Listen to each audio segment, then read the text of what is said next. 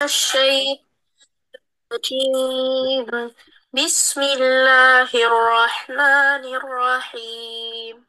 الحمد لله رب العالمين، الرحمن الرحيم، مالك يوم الدين. إياك نعبد وإياك نستعين. اهدنا الصراط المستقيم، صراط الذين أنعمت عليهم غير المغضوب عليهم ولا الضالين.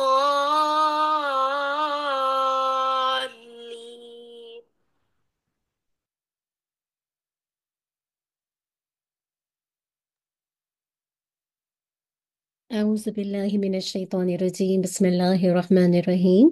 अस्सलाम वालेकुम वरहमतुल्लाहि वबरकातुहू। उम्मीद है आप सारी बहनें खैरियत से होंगे। अल्लाह सुब्हानहू व तआला हम सब को अपनी आफियत में, खैर में, ईमान की बेहतरीन हालत में रखे। अल्लाह सुब्हानहू व तआला हम सब से राज़ी हों और हमें बेहतरीन अमाल की तौफीक अता कर दें कि जिससे हमें अल्लाह ताला की मोहब्बत, उसका क़ुर्ब नसीब हो जाए। अल्लाहुम्मा आमीन। नहमदुहु व नुसल्ली अला रसूलिहिल करीम, अम्मा बाद, फ़अऊज़ु बिल्लाहि मिनश शैतानिर रजीम, बिस्मिल्लाहिर रहमानिर रहीम। रब्बि शरह ली सदरी व यस्सिर ली अमरी वहलुल उक़दतम मिन लिसानी यफ़क़हू क़ौली। रब्बना ज़िदना इल्मा, अल्लाहुम्मा फ़क़िहना फ़िद्दीन, अल्लाहुम्मा इन्ना नस्अलुका इल्मन नाफ़िअन व अमलन मुतक़ब्बला व रिज़्क़न तय्यिबा। अल्लाहुम्मा अन्फ़अना बिमा अल्लमतना वअल्लिमना मा यनफ़अुना वज़िदना इल्मा। अल्लाहुम्मा वफ़्फ़िक़ना लिमा तुहिब्बु व तर्दा। अल्लाहुम्मा सल्लि व सल्लिम अला नबिय्यिना मुहम्मद व बारिक वसल्लम। अल्हम्दुलिल्लाहि रब्बिल आलमीन। आज हमारा डे नंबर 10 है। हम अपनी नियतों को अपने रब के लिए खालिस करेंगे और अल्लाह ताला से दुआ करेंगे इस हमारे अमल को मीज़ान में बहुत वज़नी नेकी बना दे और उसके ज़रिए से तो हमसे राज़ी हो जाए और हमें अपनी रज़ामंदी और अपना दीदार नसीब फरमा दे। अल्लाहुम्मा जअल अमली कुल्लहु सालिहा वजअलहु लिवजहिका खालिसा वला तजअल लिअहदिन फ़ीहि शैय्या। और अल्लाह ताला से दुआ करेंगे कि वक्त में बरकत हो जाए। अल्लाहुम्मा बारिक लना फ़ी औक़ातिना, क्योंकि थोड़ा सा हो सकता है 10 मिनट्स ऊपर जाए इंशाल्लाह, तो आप अल्लाह ताला इसके बदले आपको दुनिया और आखिरत के सारे ख़जाने दें अगर आप 10 मिनट 15 मिनट ऊपर दें इंशाल्लाह। चलिए इंशाल्लाह हम आज अपने डे नंबर 10 को देखेंगे। सबसे पहले हम अपनी इस्लाह के हवाले से बात करेंगे और कुरान को देखेंगे कि कुरान को गौर से सुनने पर कई गुना अजर मिलता है। अबू हुरैरा रदियल्लाहु अन्हु से रिवायत है कि रसूलुल्लाह सल्लल्लाहु अलैहि वसल्लम ने फरमाया, मन इस्तमा इला आयतिन मिन किताबिल्लाहि तआला कुतिब लहु हसनतुम मुदअफ़ा। जो शख्स अल्लाह ताला की किताब की एक आयत गौर से सुनता है उसके लिए एक एक नेकी कई गुना करके लिखी जाती है। तो फिर कैसे हो सकता है कि मैं और आप अल्लाह की आयत को सुने ना, उसको पढ़े ना, उसको समझे ना। आप देखिए एक आयत भी अगर आप गौर से सुनते हैं तो एक नेकी कई गुना बढ़ा कर लिखी जाती है। डिपेंड करता है कि आप किस अंदाज से नेकी को लेने वाले। तो दुआ कीजिए कि मैं और आप कभी भी इस किताब के साथ अपने ताल्लुक को ख़त्म ना करें, बल्कि हमेशा इसी के साथ मेरी ज़िंदगी हो और इसी के साथ मेरी मौत हो। फिर इंशाल्लाह आज की दुआ देखेंगे कि अल्लाह ताला से दुआ मांगेंगे, ए अल्लाह हम मुझे पनाह दे दीजिए। और वो कौन सी दुआ है? और ये दुआ इतनी पावरफुल है, स्पेशली वो लोग जो हर वक्त शिकायत करते हैं कि शैतान के वसवसे, बंदों का शर उनको अटैक ना करे। तो ये बेहतरीन दुआ है, वो उसको लाजिम कर लें। जिनको मुसलसल ख्यालात आते रहते हैं, चाहे वो अल्लाह के बारे में या इस तरह के ख्यालात इंसानों के बारे में कि जो कि अच्छे नहीं होते, तो ये बेहतरीन दुआ है बंदों के शर से बचने की और शैतान के वसवसों से बचने की। दुआ क्या है? अऊज़ु बिकलिमातिल्लाहि ताम्माति मिन ग़ज़बिही व शर्रि इबादिही व मिन हमाज़ातिश शयातीन व अन यहदुरून। मैं पनाह मांगती हूँ अल्लाह ताला के मुकम्मल कलिमात के ज़रिए से उसकी नाराज़गी और उसकी सज़ा से और उसके बंदों के शर और शैतानों के वसवसे डालने, गुनाहों पर उभारने उकसाने से, और इस बात से कि वो मेरे पास आए और मुझे बहकाएं। हाँ, ऐसे शरनुमा इंसान होते ہیں ایسے شیطان ہوتے ہیں جو مسلسل آپ کو پرووک کرتے ہیں، گناہوں پر اکساتے ہیں، ارے کر لو، کوئی کوئی فرق نہیں پڑے گا۔ تو یاد رکھیے یہ دعا انشاءاللہ آپ کو بندوں کے شر سے بھی بچائیں گی، اور آپ کی جو اکساہٹیں ہیں، جو جسے کہا جائے ایک طرح کے وسوسے ہیں، اس کو بھی دور کرے گی۔ تو آج کی آپ کی یہ دعا ہے انشاءاللہ، پلیز آپ کوشش کر کے اس کو یاد کیجئے۔ پھر وضو کو دیکھیں گے کہ جب آپ سر کا مسح کریں گے تو مسح کو خیال کو آپ مسح کیا کرتا ہے؟ آپ کے خیال کو پاکیزہ کرتا ہے۔ آپ کی جو سوچ کا جو مرکز ہے، جو ایک منبع ہے، وہ انسان کا دماغ ہوتا ہے، برین ہوتا ہے، اور شیطان انسان کی رگوں میں خون کی طرح دوڑتا ہے، اور ذہن شیطان کی آماجگاہ بنا رہتا ہے، مسلسل شیطان ہمارے ذہن میں بیٹھا رہتا ہے۔ تو وضو کے درمیان جب آپ یعنی جب آپ مسح کریں گے تو یہ آپ کی سوچ کو پاک کرنے کا بہترین عمل ہوگا۔ مسح کرتے وقت آپ یہ بات ذہن میں رکھیں گے کہ میں اپنی دماغ سے، اپنی برین سے شیطان کی جو نجاست ہے وہ نکال رہی ہوں، اور آئندہ اس نجاست کو اندر نہیں آنے دوں گی انشاءاللہ۔ تو آپ دیکھیں گے کہ آپ کی وضو کی کیفیت بدل جائے گی۔ پھر نماز کے اندر جب ہم الفاتحہ اسٹارٹ کریں گے تو الرحمن الرحیم جب پڑھیں گے تو اللہ تعالیٰ تو وسیع رحمت والا، نہایت مہربان ہے، جو اتنا مہربان ہے کہ بہت زیادہ محبت کرنے والا ہے۔ اتنی گناہوں کے باوجود وہ ہم سب کو معاف کرنے والا ہے۔ اس کی محبت اور مہربانیوں کو یاد کرنا ہے تاکہ دل میں اللہ سبحانہ و تعالیٰ سے امید پیدا ہو کہ اللہ رحمان ہے، جو ہر ایک کو اپنی پناہ میں لے لیتا ہے، جو دلوں کے غم کو دور کرتا ہے، اور وہ میرے غم کو بھی دور کر دے گا، ہاں میری پریشانیوں کو بھی دور کر دے گا، کیونکہ وہ ہے ہی ایسا رحمان، ہے ہی ایسا رحیم نا، کہ ہمارے گناہوں کے باوجود وہ ہمارے غموں کو بھی دور کرتا ہے، ہمارے دلوں کو بھی ہلکا کرتا ہے، ہمارے آپس کے ریلیشن شپ کو بھی وہی دور کرتا ہے، ہماری ہر مصیبت میں وہی کام آتا ہے۔ تو اس فیلنگ کے ساتھ آج آپ نے الرحمن اور الرحیم کو پڑھنا ہے۔ پھر آپ آگے دیکھیے، خوشوں کے لیے آج آپ نے جو عمل کرنا ہے وہ یہ کرنا ہے کہ اپنی نگاہ کو سجدے کی جگہ پر رکھنی ہے۔ بعض اوقات ہماری نگاہیں بھٹکتی نا، ادھر ادھر ہوتی ہیں، ٹھیک ہے، ایک کیمپس ہوتا ہے نا جسے کہا جائے، آپ میکسیمم کوشش کیجئے کہ آپ کی جو ویژن ہے، آپ کی جو نگاہ وہ سجدے کی جگہ پر ہے، تو انشاءاللہ اس سے بھی آپ کے اندر خشوع آئے گا۔ پھر اخلاق پہ بات کریں گے، آج ہم اس پہ دیکھیں گے کیا اللہ نہ کرے ہمارے اندر کوئی پراؤڈ تو نہیں ہے، تکبر تو نہیں ہے، کوئی فخر غرور تو نہیں ہے۔ دیکھیں انسان میں جب کوئی بھی اللہ تعالیٰ کوالٹی دیتا ہے نا، کوئی گر ہوتا ہے، تو نیچرلی اس کے دل میں یہ احساس پیدا ہوتا ہے کہ جیسے میں کچھ خاص ہوں، یعنی مراد ہے کہ یا کہ انسان کے اندر یہ ایک کوالٹی ہوتی ہے، کسی کے اندر اللہ تعالیٰ نے نرمی زیادہ دی ہوتی ہے، کسی کا اخلاق بہت اچھا ہوتا ہے، کسی کا دل بہت اچھا ہوتا ہے۔ تو اللہ تعالیٰ نے انسانوں کو جو بھی کوئی وصف دی ہیں تو قدرتی طور پر اس کے دل میں اس کا خیال پیدا ہوتا ہے، اور یہ کوئی خدا نہ خواستہ اخلاقی عیب نہیں ہے، آپ کو اچھا لگتا ہے اگر اللہ تعالیٰ نے آپ کو کوئی کوالٹی دی آپ کے اندر حلم ہے، لیکن جب یہ خیال آتا ہے، جب یہ خیال اس قدر ترقی کر جائے کہ وہ خود کو، یعنی میں اور آپ جو کوالٹی اللہ تعالیٰ نے مجھے اور آپ کو دی ہے، میں اپنے آپ کو دوسروں سے برتر اور دوسروں کو اپنے سے حقیر سمجھنے لگوں، تو یہ ہے کبر، ہاں۔ اگر اللہ نے آپ کو حلم عطا کیا اور آپ کے آس پاس گھر میں رہنے والے ان کے اندر حلم نہیں ہے، وہ بات بات پر آپ سے جھگڑتے ہیں، تو آپ اپنے آپ کو جسے کہا جائے بہت اسپیشل سمجھیں کہ دیکھو میں تو کتنی صبر کرنے والی ہوں، میں تو ایسی ہوں، نہیں، یہ کبر ہے اور اس کا اظہار تکبر ہے۔ اسی بد اخلاقی کا ظہور پہلی مرتبہ کس نے کیا تھا؟ شیطان سے ہوا تھا۔ اسی لیے اللہ تعالیٰ فرماتے ان جہنم کانت مرصادا للطاغین مآب لابسین فیہا احقابا۔ در حقیقت جہنم ایک گھاٹ ہے، کس کا ٹھکانہ ہے؟ سرکشوں کا ٹھکانہ ہے، جو تکبر کرنے والے سرکش ہیں، جس میں وہ مدتوں پڑے رہیں گے۔ تو آج اللہ تعالیٰ سے دعا کرنی ہے اپنی کوالٹی کو دیکھا، کوئی ایسی کوالٹی جو اللہ تعالیٰ نے آپ کو دی ہے اور کسی دوسرے میں نہیں ہے، تو کبھی اس کو جسے کہا جائے اپنا ذاتی نہیں سمجھے گا، اللہ کی دین سمجھے گا، اور اس کو مزید اچھا استعمال کر کے دوسروں کو حقیر نہ جانیے گا۔ پھر آگے جو انفاق کے اندر آج ہم دیکھیں گے کہ احسان نہیں جتانا، تو اگر آپ احسان کریں گے تو صدقہ جو ہے آپ کا ضائع ہو جائے گا۔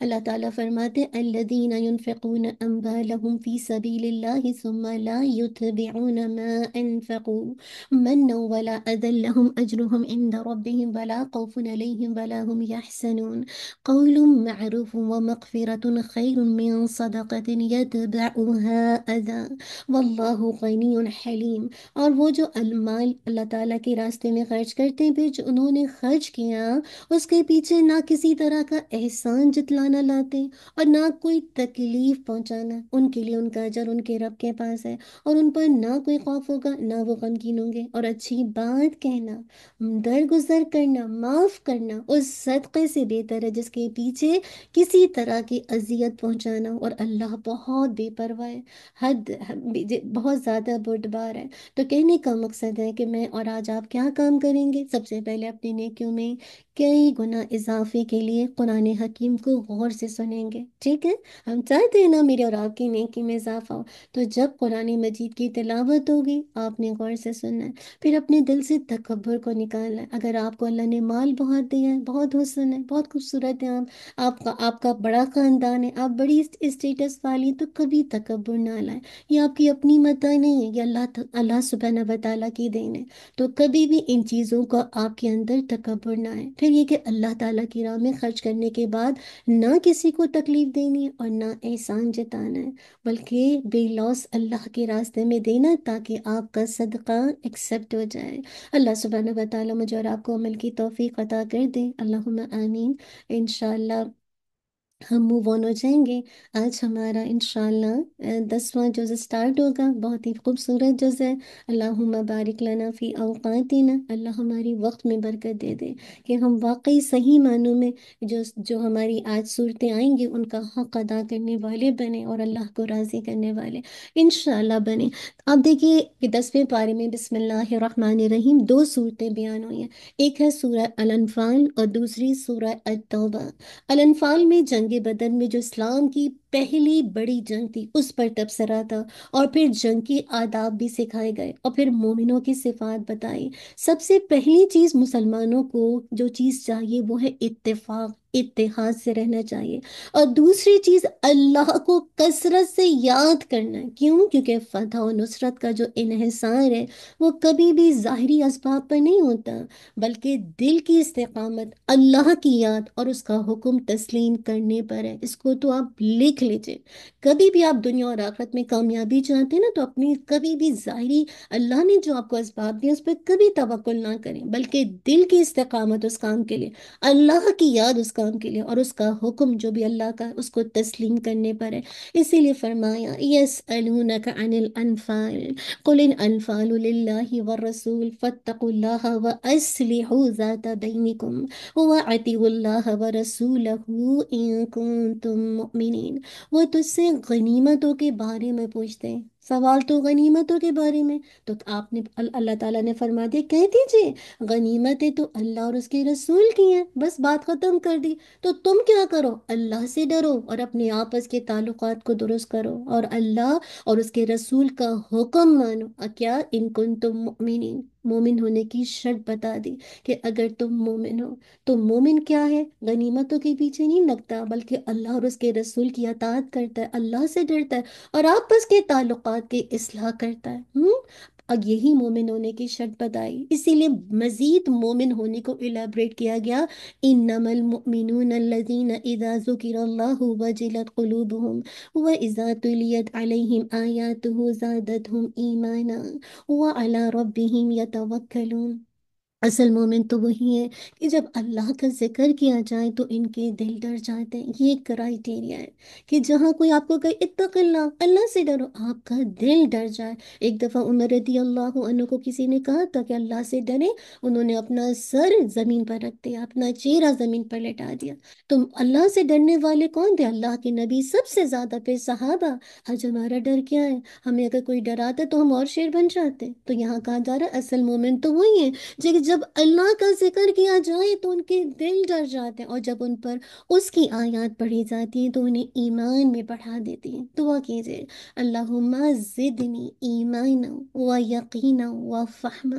अल्लाह मेरी ईमान को बढ़ा दे, मुझे फ़हम को बढ़ा दे, मेरी यकीन को बढ़ा दे। और वो अपने रब पर भरोसा करते हैं, हस्बी अल्लाहु ला इलाहा इल्ला हुवा अलैहि तवक्कलतु व हुवा रब्बुल अर्शिल अज़ीम। अपने रब पर भरोसा। वो लोग जो नमाज कायम करते हैं और उस पर میں سے جو ہم نے انہیں دیا ہے خرچ کرتے ہیں، یہی لوگ سچے مومن ہیں۔ اللہ تعالیٰ کہہ رہے اولئک هم المؤمنون حقا، یہ ہے سچے مومن، پکے مومن ہیں۔ اللہ سبحانہ و تعالیٰ نے ایسا بنا دے، اور انہی کے لیے ان کے رب کے پاس بہت سے درجے ہیں، اور ساتھ میں کیا ہے، وَمَغْفِرَةٌ وَرِزْقٌ کریم، اور بڑی بخشش اور باعزت رزق ہے۔ اللہ سبحانہ و تعالیٰ ہمیں ایسا سچا اور پکا مومن بنا دی، اسی لیے آگے بتایا کہ اللہ کے ساتھ مجھے اور آپ کو مضبوط تعلق قائم کرنے کی ضرورت ہے۔ جتنا تعلق انشاءاللہ مضبوط ہوگا، اتنے انشاءاللہ ہم سچے پکے مومن بنیں گے۔ اب آگے جنگ کرنے کے آداب بتائے جا رہے ہیں۔ یا ایھا الذین آمنوا اذا لقیتم فئۃ فاثبتوا واذکروا اللہ کثیرا لعلکم تفلحون۔ اے لوگوں جو ایمان لائے، جب تم کسی بھی گروہ کے مقابل ہو تو جمے رہو، اور اللہ کو بہت زیادہ یاد کرو تاکہ تم فلاح پاؤ، اور اللہ اور اس کے رسول کا حکم مانو، اور آپس میں مت جھگڑو، ورنہ کیا ہو جائے گا، ورنہ بزدل ہو جاؤ گے اور تمہاری ہوا اکھڑ جائے گی، اور صبر کرو، بے شک اللہ کس کے ساتھ ہے، ان اللہ مع الصابرین، اور اللہ صبر کرنے والوں کے ساتھ ہے۔ اور اللہ تعالیٰ کہہ رہے ہیں وَلَا تَكُونُوا كَالَّذِينَ خَرَجُوا مِن دِيَارِهِمْ بَطَرًا وَرِئَاءَ النَّاسِ۔ اللہ تعالیٰ کہہ رہے ہیں کہ ان لوگوں کی طرح نہ ہو جاؤ جو اپنے گھروں سے اکڑتے ہوئے، پراؤڈ ہوتے ہوئے اور لوگوں کو دکھاوا کرتے ہوئے نکلے، اور وہ اللہ کے راستے سے روکتے تھے، اور اللہ اس کا جو وہ کر رہے تھے احاطہ کرنے والا ہے، احاطہ کرنے والا تھا۔ اللہ اکبر۔ تو دشمن سے مقابلے کے وقت لڑائی کے کچھ آداب میں پہلی چیز جو ہے، پہلی چیز ثابت قدمی اور ڈٹے رہنا۔ کیوں؟ کیونکہ اس کے بغیر میدان جنگ میں ٹھہرنا ممکن نہیں ہے۔ نیز اس سے مراد کیا ہے، انتہائی بے جگری سے لڑنا بھی ہے، یعنی جہاں ثابت قدم رہیں گے، پھر یہ کہ بہت زیادہ سنسیئرٹی کے ساتھ لڑنا بھی ہے۔ دوسری چیز اللہ کو کثرت سے یاد کرنا، کیونکہ فتح و نصرت کا انحصار کبھی بھی ظاہری اسباب پر نہیں ہوتا بلکہ دل کی استقامت کے ساتھ ہوتا ہے۔ تیسری چیز اللہ تعالیٰ اور اس کے رسول کی فرمانبرداری، جو ہر حال میں ہم سب پر لازم ہے، اور اس میں امیر کی اطاعت بھی آ جاتی ہے اگر وہ قرآن و سنت کے مطابق حکم دے۔ پھر چوتھی چیز، آپس میں جھگڑے سے پرہیز کریں، ورنہ فتح کے بعد شکست آ جائے گی۔ یہ جو جھگڑے ہیں نا، یہ دین کو مون دیتے ہیں، یعنی یہ آپس کے جھگڑے ہیں نا، خیر و بھلائی کو ختم کر دیتے ہیں۔ یہ آپس کی جو لڑائی ہے نا، وہ گھروں کو تباہ کر دیتی ہے، اور آج بھی دیکھ لیجئے گھر گھر میں جھگڑے، اسی وجہ سے برکت نام کی چیز ختم ہو گئی۔ ایک وقت تھا نا، فیملی سسٹم تھا، سب مل کر رہتے تھے اور اتنے اتحاد سے رہتے تھے، ایک دوسرے کی خیر خواہی کرتے تھے۔ آج نیوکلر سسٹم نے، میاں بیوی بچوں نے ایک سیپریٹ سسٹم بنا کے، آپ دیکھیے آج کیا حال ہے۔ آج خاندان خاندان سے جھگڑا، لوگ آپس میں ایک دوسرے کے ساتھ گھر میں رہنے والے ہسبینڈ وائف کے جھگڑے، بچوں جسے کہا جائے پیرنٹس کے جھگڑے، سبلنگس کے جھگڑے، کیا کہاں جھگڑے نہیں ہیں۔ اور آپ کو وہ یاد ہے حدیث کا مفہوم، اللہ کے نبی صلی اللہ علیہ وسلم کو لیلۃ القدر بتائی گئی تھی کہ کون سی ڈیٹ ہے، لیکن جب آپ باہر آئے آپس میں لوگ جھگڑ رہے تھے، ان کے جھگڑے کی وجہ سے اللہ تعالیٰ نے آپ کو بلا دیا کہ وہ کون سی تاریخ ہے۔ اب ہمیں کیا ہے کہ اب ہم ساری پانچوں راتوں میں جسے کہا جائے لیلۃ القدر کو تلاش کریں، تو خیر چلی گئی نا، برکت چلی گئی۔ تو جو آپس میں جھگڑے، اس سے پرہیز کرنا چاہیے، اور فتح کے بعد، ورنہ کیا ہوگا، فتح کے بعد شکست آ جائے گی۔ اور پانچویں چیز جو کہ ہم سب کے لیے اہم ہے، صبر، کیونکہ اللہ صبر کرنے کے والوں کے ساتھ ہے۔ عبداللہ بن ابی اوفا رضی اللہ عنہ سے روایت ہے کہ رسول اللہ صلی اللہ علیہ وسلم نے ایک جنگ کے موقع پر فرمایا، اے لوگوں، دشمن کے ساتھ جنگ کی خواہش نہ کرو، ہاں، کوئی جنگ کی خواہش نہیں کرو، اللہ سے عافیت کا سوال کرتے رہو، اور جب دشمن سے مقابلہ ہو جائے تو پھر ڈٹ جاؤ، یعنی کبھی بھی ایسا نہ خواہش کرے کہ میں جنگ میں جاؤں، شہید ہو جاؤں، نہیں، اللہ سے ہمیشہ عافیت ہی مانگے، اور لیکن جب مقابلہ ہو جائے، جب اسلام کو آپ کی ضرورت پہ جائے تو پھر ڈٹ جائیں، اور پھر اللہ سے عافیت کا سوال کریں۔ ہاں، اللہم انا نسألک العافیۃ فی الدنیا والآخرہ۔ مزید فرمایا وَاعْلَمُوا أَنَّ الْجَنَّةَ تَحْتَ ظِلَالِ السُّيُوفِ، اور جان لو کہ جنت جو ہے وہ تلواروں کے سائے تلے ہے، تلواروں کے سائے تلے ہیں۔ اللہ سبحانہ و تعالیٰ میں بہترین انداز سے عافیت کے ساتھ جب دین کی خدمت کا موقع ملے اللہ ہمیں اپنے کام کا بنا لے۔ اسی لیے آگے جنگ بدر میں جو شیطان کا رول ہے اس کو مینشن کیا گیا کہ کفار مکہ جب جنگ بدر کی پلاننگ کر رہے تو ایک شخص نے کہا اگر ہم سب لوگ اپنے تجارتی قافلے کی حفاظت کرنے اور مسلمانوں سے لڑنے چلے جائیں تو کہیں ایسا نہ ہو کہ ہمارا مخالف قبیلہ، کون سا قبیلہ، بنو کنانا، مکے پر حملہ کر کے قبضہ کر لے۔ یہ بات سن کر کچھ لوگوں کے دل ڈگمگانے لگے۔ اب شیطان جو تھا نا فوراً جسے کہا جا مذکورہ قبیلے کے سردار کون سراقہ بن مالک کی شکل میں آیا اور کہنے لگا میں اپنے قبیلے کی طرف سے تمہیں اطمینان دلانے آیا ہوں کہ میرا قبیلہ تمہارے پیچھے مکے پر حملہ نہیں کرے گا، تم بے فکر ہو کر اپنے قافلے کو بچانے کے لیے جاؤ۔ پھر کہنے لگا کہ مزید تمہاری اطمینان قلب کے لیے میں خود تمہارے ساتھ چلنے کے لیے تیار ہوں۔ ایسے کتنے لوگ ہوتے ہیں نا، اللہ اکبر، یہ شیطان کے ٹرکس ہے۔ قریش اپنے مخالف قبیلے کی طرف سے بے خوف ہو گئے، ہاں تو اب ہمیں تو کوئی مسئلہ نہیں ہے، وہ مکہ پہ حملہ نہیں کریں گے، تو مسلمانوں سے لڑنے کے لیے سب نکل کھڑے ہوئے۔ جب ابلیس نے بدر میں فرشتوں کی آمد دیکھی تو فوراً بھاگ کھڑا ہوا اور کہنے لگا جو میں دیکھ رہا ہوں نا تمہیں نظر نہیں آ رہا، اس لیے میں تو جا رہا ہوں اور میں اللہ سے ڈرتا ہوں۔ آپ دیکھیے ابلیس کیا کہہ رہا ہے، انی اخواف اللہ، میں اللہ سے ڈرتا ہوں، اس کو پتہ ہے نا بس کی شامت ہے، اسی لیے فرمایا وَإِذْ زَيَّنَ لَهُمُ الشَّيْطَانُ أَعْمَالَهُمْ وَقَالَ لَا غَالِبَ لَكُمُ الْيَوْمَ مِنَ النَّاسِ وَإِنِّي جَارٌ لَكُمْ۔ اور جب شیطان نے ان کے لیے ان کے اعمال خوشنما بنا دی اور کہا آج تم پر لوگوں میں سے کوئی غالب آنے والا نہیں اور یقیناً میں تمہارا حمایتی ہوں، اور پھر جب دونوں جماعتوں نے ایک دوسرے کو دیکھا تو وہ اپنی ایڑیوں پر واپس پلٹا کون، ابلیس، اور اس نے کہا بے شک میں تم سے بری ہوں، بے شک میں وہ کچھ دیکھ رہا ہوں جو تم نہیں دیکھ رہے، بے شک میں اللہ سے ڈرتا ہوں۔ کیسے کہہ رہا ہے انی اخاف اللہ واللہ شدید العقاب، اور اللہ بہت سخت عذاب دینے والا ہے۔ اس کا مطلب کیا ہے، یہ ہے کہ شیطان غلط راہ پر ڈالنے کے لیے کبھی دوستوں کی شکل میں آتا ہے اور کبھی دشمنوں کے روپ میں آ جاتا ہے، کبھی پیروں کی شکل میں آتا ہے، کبھی فقیروں کے روپ میں ظاہر ہوتا ہے اور پھر انسان کو ہر طرح سے گمراہ کرنے کے لیے لگ جاتا ہے۔ اس لیے مجھے اور آپ کے لیے ضروری ہے کہ شریعت کے ساتھ چمٹ جائیں، قرآن و سنت کے ساتھ لگ جائیں، کبھی بھی اور کسی بھی شخص کی شریعت کے مخالف بات نہ مانے۔ یعنی کوئی بھی شخص اگر آپ کو ایسی بات کہتا ہے ہاں جو کہ شریعت کے خلاف ہے، کبھی اس کی بات نہ مانے، بلکہ اللہ کی شریعت کو جو اللہ کی طرف سے آئی ہے اللہ کے نبی صلی اللہ علیہ وسلم پر قرآن و سنت کی شکل میں، بس اس کے ساتھ چمٹ جائیے، ایک دم اٹیچ ہو جائیے، جیسے بچہ اپنی ماں کے ساتھ ووم کے اندر اٹیچ ہے نا، اس طرح آپ اٹیچ ہو جائیے، ورنہ پھر نقصان ہی نقصان ہے۔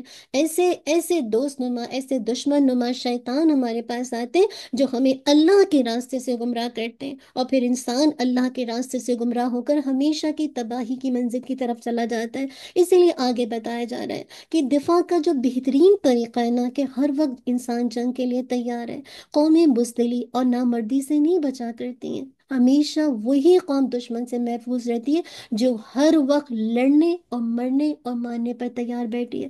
دیکھیے یاد رکھیے چور اس گھر میں داخل ہونے کی کبھی ہمت نہیں کرتا، کبھی جرأت نہیں کرتا جس گھر کے جسے کہا جائے رہنے والے جاگ رہے ہوں، اس کو پتہ ہے یہاں پہ لوگ جاگ رہے ہیں۔ چور اسی گھر کا جسے کہا جائے تعاقب کرتا ہے، اسی گھر کو دیکھتا ہے جس کے بارے میں اسے یقین ہوتا ہے کہ اس کے رہنے والے غفلت کی نیند سو چکے ہیں۔ ہاں ایسا ہی ہوتا ہے نا، ایسا تو نہیں آپ سب جاگ رہے ہیں اور اندر آ کے ڈاکہ ڈالے، نہیں، عموماً ہوتا ہے جب آپ غفلت کی نیند سوتے ہیں تو اس طرح کی چوری چماری ہوتی ہے۔ اسی لیے اللہ تعالیٰ نے مسلمانوں کو دفاع کے سسٹم میں اور پروٹیکشن کے سسٹم میں دو باتوں کا حکم دیا۔ پہلے یہ کہ ہمیشہ تیاری کی حالت میں رہیں، اور دوسری کہ اپنے دفاع پر زیادہ سے زیادہ مال خرچ کریں۔ آج ہم میں سے کون ہے اسلام کو پروٹیکشن کے لیے زیادہ سے زیادہ مال خرچ کریں؟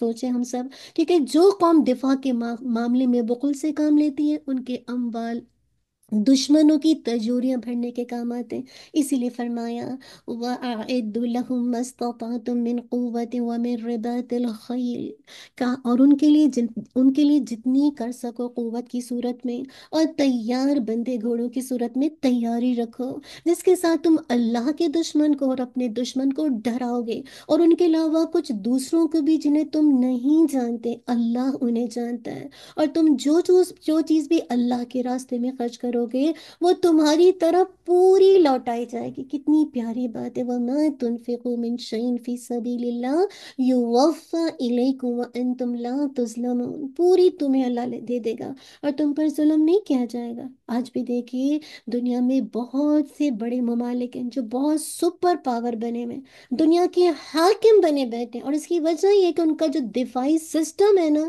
وہ بہت اسٹرانگ ہے۔ وہ تمام پیسہ اپنی دفاعی سسٹم کے لیے خرچ کرتے ہیں، اور اپنے دشمن سے اپنے ملک میں نہیں لڑتے، اس کے ملک میں جا کے لڑتے ہیں۔ آپ نے ایسے بہت سے ممالک کو دیکھا ہوگا۔ تو یاد رکھیے آیت کا یہ مطلب بھی ہرگز نہیں ہے، یعنی آیت کے الفاظ سے بالکل واضح ہے کہ میں اور آپ یعنی مراد ہے کہ جو حکم دیا جا رہا ہے کہ جنگ کے لیے تیار رہنے کا مقصد ہرگز یہ نہیں ہے کہ مسلمانوں کا نعوذ باللہ مزاج لڑنے مرنے مارنے والا بنا دیا جائے۔ یہ صرف دشمنوں کو ڈرا کر لڑائی سے دور رکھنے کے لیے، تاکہ دشمن لڑائی سے دور رہے، کیونکہ اسلام پیس کا دین ہے، اسلام امن کا دین ہے، اسلام صلح چاہتا ہے، اسلام امن چاہتا ہے۔ اسی لیے اگلی آیت میں فرمایا وَإِن جَنَحُوا لِلسَّلْمِ فَاجْنَحْ لَهَا وَتَوَكَّلْ عَلَى اللَّهِ إِنَّهُ هُوَ السَّمِيعُ الْعَلِيمُ، اور اگر وہ صلح کی طرف مائل ہو جائیں تو کیا تو بھی اس کی طرف مائل ہو جا اور اللہ پر بھروسہ کر، بے شک وہی سب کچھ سننے والا سب کچھ جاننے والا ہے۔ لیکن اس کا ہرگز یہ مطلب نہیں ہے کہ منافقین اور آستین کے سانپوں کے ساتھ نرمی کا مظاہرہ کیا جائے، جبکہ ایسے لوگ جو مشکل وقت پڑنے پر پاؤں میں پڑ جاتے ہیں، آپ کے پیچھے پڑ جاتے ہیں، اور اگر موقع ملتے ہی جب ان کو موقع ملتا ہے اپنی پاور دکھانے کا تو آپ کا گریبان پکڑ لیتے ہیں۔ تو ایسے لوگوں کو کبھی نہیں معاف کرنا چاہیے۔ یاد رکھیے جو منافقین ہیں، جو آستین کے ساتھ ہیں، ان کے ساتھ نرمی نہیں کی جا سکتی، کیونکہ یہ اسلام کے کھلا دشمن ہے۔ تو یہ مشکل میں تو آپ کے پاؤں پڑ جائیں گے، لیکن موقع ملتے ہی آپ کا گریبان پکڑ لیں گے۔ ہاں، اسی لیے کہا الذین عاہدتم منہم ثم ينقضون عہدہم فی کل مرۃ وہم لا یتقون، اور وہ جن سے تو نے عہد باندھا پھر وہ اپنا عہد ہر بار توڑ دیتے اور وہ نہیں ڈرتے۔ بس اگر کبھی تو انہیں لڑائی میں پا ہی لے تو ان پر کیا کرو، ضرب کے ساتھ ان لوگوں کو بھگا دو جو ان کے پیچھے ہیں، تاکہ وہ نصیحت پکڑیں۔ تو یہ ہمارے لیے لیسن کیا ہے کہ جو ہمارے منافقین ہیں، جو نہ اللہ کو اللہ کے ہیں، مراد ہے کہ نہ دین میں نہ دنیا میں، مراد ہے کہ اپنا مفاد چاہتے ہیں، آستین کے سانپ ہیں، ان کے ساتھ نرمی نہ کرو، یہ ہمیشہ دھوکہ دینے والے، یہ کبھی بھی اسلام کے وفادار نہیں۔ اسی لیے آگے بتایا کہ حقیقی مومن کون ہے، بالکل سورہ انفال کے اینڈ میں اتنا خوبصورت اندازے کے اینڈ میں بتا دیا۔ اب دیکھیں سورت کے شروع میں بھی مومنوں کی صفات بیان کی تھی، اور اللہ سبحانہ و تعالیٰ نے سورت کے اینڈ میں بھی سچے مومنوں کی تعریف کرتے ہوئے فرمائے کون ہے سچے مومن۔ میں اور آپ دیکھ لیں شروع کی آیت اسی لیے رکھی تھی، اور آخری کی آیت والذین آمنوا وہاجروا وجاہدوا فی سبیل اللہ والذین آووا ونصروا اولئک هم المؤمنون حقا لهم مغفرۃ ورزق کریم، اور جو لوگ ایمان لائے اور انہوں نے ہجرت کی اور اللہ کی راہ میں جہاد کیا، اور وہ لوگ جنہوں نے جگہ دی اور مدد کی، وہی سچے مومن ہیں۔ اللہم جل منہم، انہی کے لیے بڑی بخشش اور باعزت رزق ہے۔ کس کے پاس؟ اللہ کے پاس۔ تو اس آیت میں اللہ تعالیٰ نے اسلام کے لیے اپنا گھر بار چھوڑ کر ہجرت کرنے والے اور انہیں بسانے کے لیے ہر طریقے سے ان کی مدد کرنے والے کون؟ انصار، ان کو حقیقی مومن قرار دیا ہے۔ آج ہم میں سے ہر کوئی انصار اللہ بن سکتا ہے اگر وہ قربانی کی سطح پر جینا چاہتا ہے، ہاں؟ اگر وہ واقعی اپنے نفس کے ساتھ جہاد کرنا چاہتا ہے، ہجرت کرنا چاہتا ہے اپنے گناہوں سے، ہاں، ایسی جگہ جہاں رہتے ہوئے اب اللہ کے دین پر عمل نہ کر سکیں، اللہ کے دین کو بلند نہ کر سکیں، اور اللہ کے راستے میں جہاد کرتے ہیں، اور جہاں جاتے ہیں اللہ تعالیٰ آپ کو ٹھکانہ دیتا ہے اور وہاں لوگ آپ کی مدد کرتے ہیں، یہی سچے مومن ہیں۔ ہاں، پھر اللہ کی طرف سے کتنی بخشش ہے نا، مغفرت کا اعلان ہے، اور پھر بہترین رزق ہے۔ بس اللہ سبحانہ و تعالیٰ ہمیں واقعی سچا مومن بنا دے، اور جو ہم انصار اللہ ہیں اور ہمارے آنے والی بات بھی انصار اللہ ہم ان کے لیے بہترین جگہ بنانے والے بن جائیں۔ اللہ ہم سب کو ان آیات پہ عمل کی توفیق عطا کر دے۔ انشاءاللہ سورہ التوبہ کی طرف چلیں گے، ون آف مائی فیوریٹ سورہ، اتنی مجھے پسند ہے سورہ توبہ۔ اس میں جنگ تبوک کا ذکر آئے گا، اور انشاءاللہ اللہ تعالیٰ ہمیں صحیح معنوں میں اس پر عمل کی توفیق عطا کر دے۔ اب دیکھیے جزیرہ عرب کا جو سیاسی یعنی جو پولیٹیکل اور مذہبی مرکز کیا تھا، یعنی جو ریلیجس مرکز کیا تھا، مکہ تھا۔ جب تک مکہ قریش کے قبضے میں تھا، سارے عرب انہیں سربراہ مانتے تھے اور ان کے دین کو سچا مانتے تھے۔ انہوں نے کبھی بھی مسلمانوں کو اہمیت ہی نہیں دی تھی، یا بعض انتظار کر رہے تھے کہ مسلمانوں اور قریش میں کون جنگ جیتتا ہے، جو فاتح ہوگا اس کے ہم قدم ہو جائیں گے، مراد ہم اس کے ساتھ ہو جائیں گے۔ تو 8 ہجری میں جب مسلمانوں نے مکہ فتح کیا تو عرب کی سیاسی اور مذہبی قیادت مسلمانوں کے ہاتھ میں آ گئی۔ تو عرب قبائل کی اکثریت نے اسلام قبول کر لیا یا اسلام کی حکومت کو تسلیم کر لیا۔ مدینہ ایک باقاعدہ کہا جائے کہ مضبوط قسم کی سلطنت میں ڈھل گیا تھا۔ تو اس صورت کا جو ابتدائی حصہ نازل ہوا، جس میں مشرق قبائل اور کافر حکومتوں کے ساتھ اسلامی حکومت کی جو پالیسی ہے اس کے اصول بیان کیے گئے، کہ جب اسلام جزیرہ عرب پر غالب آیا تو آس پاس کی حکومتوں کے کان کھڑے ہو گئے، انہوں نے اسے اپنے لیے خطرہ سمجھا۔ اس دور کی سب سے بڑی جو طاقت روم تھی، اس نے مدینے پر حملہ کر کے اسلامی حکومت کو ختم کرنے کا پورا پلان کیا۔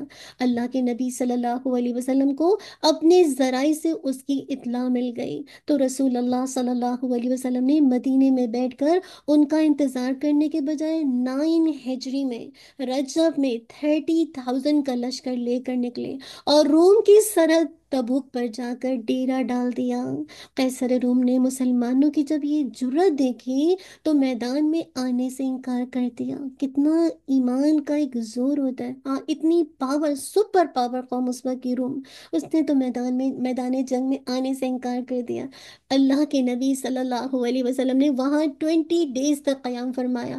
آس پاس کی کئی چھوٹی چھوٹی ریاستوں نے جو پہلے قیصر روم کے تابع تھیں، جزیہ کے عوض، ایک جزیہ ایک اماؤنٹ ہوتا ہے، اس کے عوض اسلامی ریاست کی اطاعت قبول کر لی، اور اس سفر کو ہم غزوہ تبوک کہا جاتا ہے۔ تو سورہ توبہ کا جو دوسرا حصہ ہے، غزوہ تبوک کی تیاری کے سلسلے میں سفر سے پہلے نازل ہوا اور کچھ غزوہ تبوک سے واپسی کے بعد نازل ہوا۔ تو سورہ انفال میں جنگ کی احکامات ہیں، مسائل ہیں، آداب بیان کیے گئے، جبکہ سورہ توبہ میں مشرکین عرب اور منافقین سے عملاً جہاد کرنے کا حکم دیا گیا ہے۔ اسی لیے فرمایا سورت کے آغاز میں کہ بنی اسماعیل یعنی مشرکین عرب کے خلاف جہاد کرو۔ یعنی سورت کے آغاز پہ مشرکین سے کیے گئے تمام جتنے بھی کانٹریکٹ ہیں، کہا جا رہا ہے ان کے منہ پر دے مارنے کا حکم ہے، اور سب کو 4 ماہ کی مدت دی گئی کہ اس کے بعد تم سے ہماری جنگ ہے۔ اگر 4 ماہ تک تم نے جسے کہا جائے کانٹریکٹ، مراد ہے کہ جو بھی کانٹریکٹ ہے وہ ختم ہو رہے ہیں کیونکہ وہ مشرک ہیں، اسلام غالب آ گیا۔ اب 4 ماہ کا ٹائم پیریڈ، یا تو تم اسلام قبول کرو یا ورنہ یہ کہ ہماری تمہارے ساتھ جنگ ہے۔